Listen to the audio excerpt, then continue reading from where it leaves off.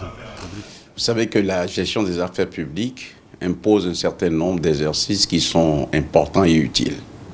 Nous avons récemment eu les tournées d'explication de la cherté de la vie auprès de nos populations. Nous avons organisé des espaces d'échange entre les universités et les dirigeants de ce pays.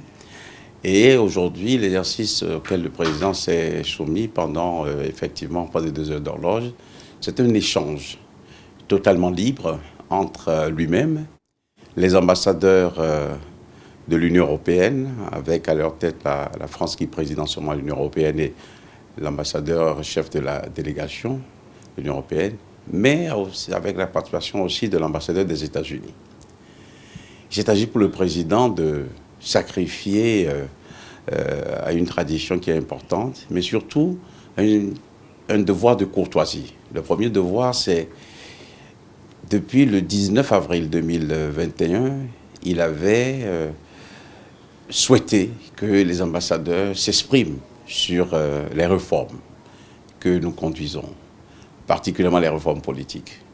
Et ces ambassadeurs ont travaillé, ont produit un document. Donc aujourd'hui, le président de la République a souhaité accuser réception d'abord de ce document de manière formelle, mais aussi échanger avec eux sur les suggestions, les contre-propositions, les idées nouvelles que le document que ces ambassadeurs ont élaboré comporte.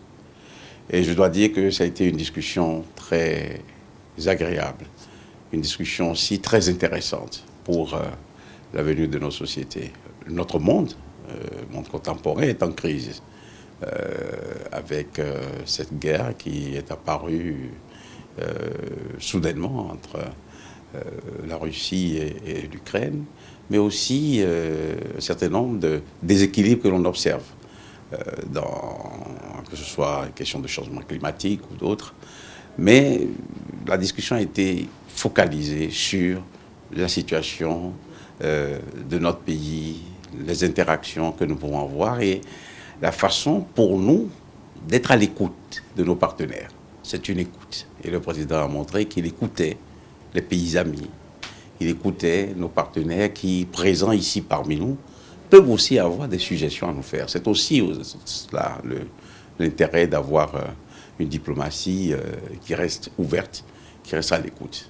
Et dans cet exercice, le président a, sans éluder quelle question que ce soit, répondu à nos partenaires, échangé avec eux et expliqué les raisons de certaines réformes, l'intérêt de certaines décisions que nous avons prises et surtout les résultats positifs que nous remarquons, ainsi que, bien sûr, les perspectives d'avenir.